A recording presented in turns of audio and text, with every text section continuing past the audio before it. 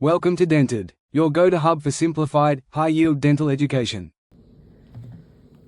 तो hello guys, अब इस वीडियो में हम लोग अपना क्रोनिक पल्पाइटिस को कंटिन्यू करेंगे। लास्ट वीडियो में हम लोगों ने एक्यूट पल्पाइटिस देख लिया था। नाउ कंटिन्यूइंग द सीरीज हम लोग एक बेसिक नॉलेज लेके चल रहे हैं कि पल्पाइटिस का क्या मतलब होता है, कि it is the inflammation of pulp with in the tooth. Next हम लोग कह रहे हैं कि जो पल्पाइटिस होता है it can be acute, it can be chronic. तो हम लोग एक्यूट पल्पाइटिस पढ़ चुके हैं, हम लोग क्रोनिक पल्पाइटिस पढ़ रहे हैं। क्रोनिक पल्पाइटिस में क्या होता है कि बहुत लंबे समय से, मतलब हमारा जो पल्प है वो इन्फेक्टेड हो रहा है बहुत लंबे समय से, तो इसीलिए वहाँ पे क्रोनिक पल्पाइटिस हम उसको कहते हैं।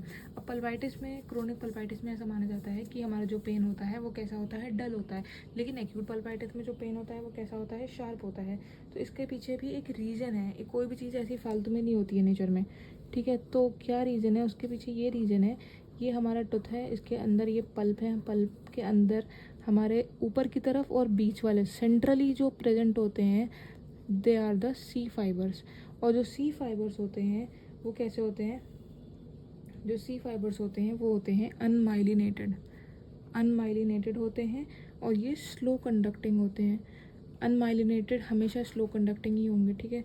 और ये स्लो कंडक्टिंग होते हैं, तो इसी वजह से ये हमारा, ये जो है कि सी फाइबर जो होते हैं वो डल एकिंग टाइप ऑफ पेन दिखाते हैं, और ये हमारे एक्टिवेट होते हैं क्रोनिक पल्पाइटिस में, जब हमारा जो इन्फेक्शन है वो सेंटर तक आ चुका है। तो इसीलिए हमारे सी फाइबर्स इन्वॉल्व होते हैं, तो इसीलिए हमारा पेन ऐसा आता है।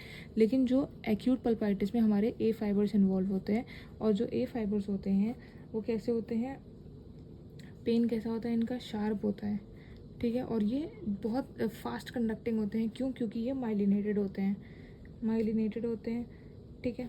और जो पूरा ए फाइबर जो होते हैं ये इन्वॉल्व होते हैं हमारे एक्यूट पल्पाइटिस में, क्योंकि इन्फेक्शन अभी यहाँ पर है, नया नया इन्फेक्शन है, तो इसी वजह से यहाँ पे ए फाइबर्स इन्वॉल्व होते हैं। और जब ए फाइबर्स इन्वॉल्व होते हैं तो पेन हमारा कैसा होता है, दैट इज़ शार्प शूटिंग होता है, ठीक है। और नेक्स्ट अगर हम लोग बात करें, we have the chronic pulpitis, it arises on occasion of questions of the previous acute pulpitis. या तो ऐसा हो गया कि एक्यूट पल्पाइटिस हम लोगों ने रोक दिया, या फिर but frequently it occurs as a chronic type of disease from the onset. जब से हमारा पल्प को इन्फेक्शन हुआ है तो उस टाइम से अगर हम लोग देखें तो क्रोनिकली अगर देखा जाए तो वो हमारा क्रोनिक पल्पाइटिस होगा। क्रोनिक टाइप में जो पेन होता है कैसा होता है, it is milder as compare to the acute pulpitis. अगर हम इसकी एटियोलॉजी की बात करें तो aetiology is same.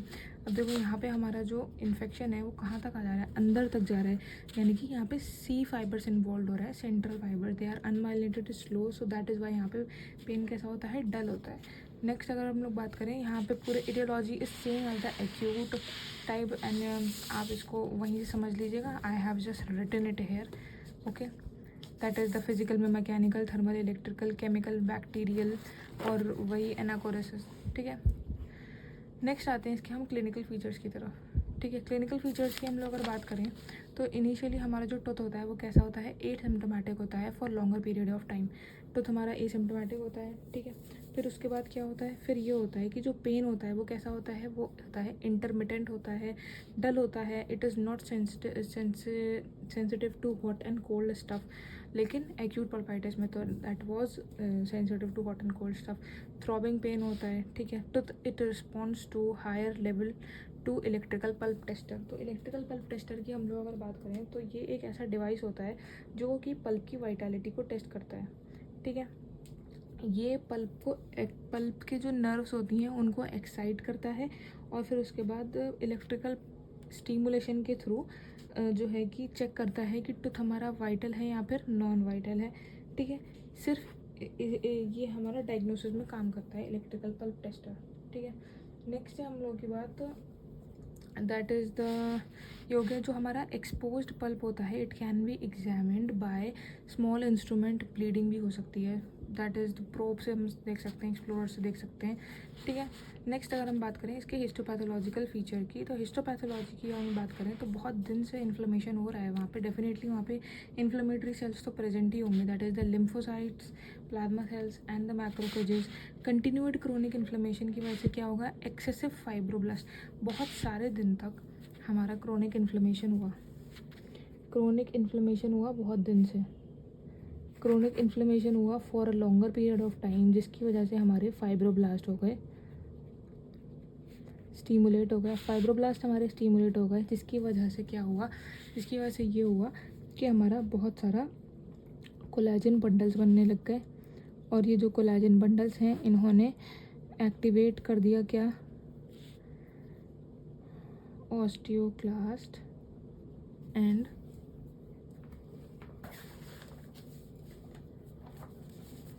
Osteoclast along with the collagen bundles. ये क्या काम कराएगा, इंटरनल रिजॉर्प्शन का।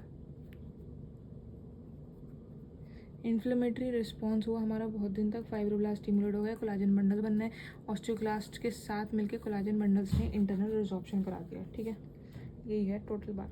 ठीक है, तो बात ये है that continued chronic inflammation leads to excessive fibroblast formation leading to the formation of the collagen bundles which may lead to the internal resorption of the tooth. Osteoclast हमारे पास बोन रिजॉर्बिंग सेल्स होते हैं ना, इसी वजह से। परसिस्टेंट क्रोनिक इन्फ्लेमेशन में lead to diffuse और focal areas of calcification in the pulp. Pulp के अंदर कैल्सिफिकेशन भी हो सकता है हमारा। ठीक है, नेक्स्ट हमारे पास जो ब्लड कैपिलरीज है वो कैसी होंगी, यहाँ पे प्रोमिनेंट होंगी, और कुछ बैक्टीरिया भी पाए जाएंगे definitely. When pulp tissue is wide open, pulp का जो टिश्यू है अगर वो बहुत ज़्यादा वाइड ओपन है, पहली बात तो पल्प बहुत बड़ा वाइड ओपन है, दैट इज़ क्रोनिक पल्पाइटिस, तो जो है कि there is formation of the granulation tissue, तो हो सकता है वहाँ पे ग्रैनुलेशन टिश्यू बन जाए। So it look like the granulation tissue, that is called ulcerative pulpitis. Ulcerative pulpitis का ये मतलब होता है that is a type of pulpitis जिसमें इन्फ्लेमेशन और अल्सरेशन होता है डेंटल पल्प का। पल्पाइटिस का मतलब इन्फ्लेमेशन हो गया, और अल्सरेशन का मतलब हो गया कि वहाँ पे जो है कि अल्सर का फॉर्मेशन होगा। ठीक है, next if I say about the diagram, that is the histopathological diagram. So it is, यहाँ पे फाइब्रोब्लास्ट मिल रहे हैं बहुत ज़्यादा, फाइब्रोब्लास्ट स्टिमुलेट हो गए तो कोलेजन बंडल्स दिख रहे हैं, collagen bundles along with the osteoclast they will lead to the internal resorption. We have the inflammatory cell infiltrate, blood vessels पाए जा रहे हैं, dentin, odontoblastic layer completely lose हो गई है। ठीक है, अगर हम इसके ट्रीटमेंट की बात करें तो एक्सट्रैक्शन करा सकते हैं हम, या फिर आरसीटी करा सकते हैं। Now this completes your video of the chronic pulpitis. अब हम लोग आगे बात करेंगे पल्प पॉलिप की।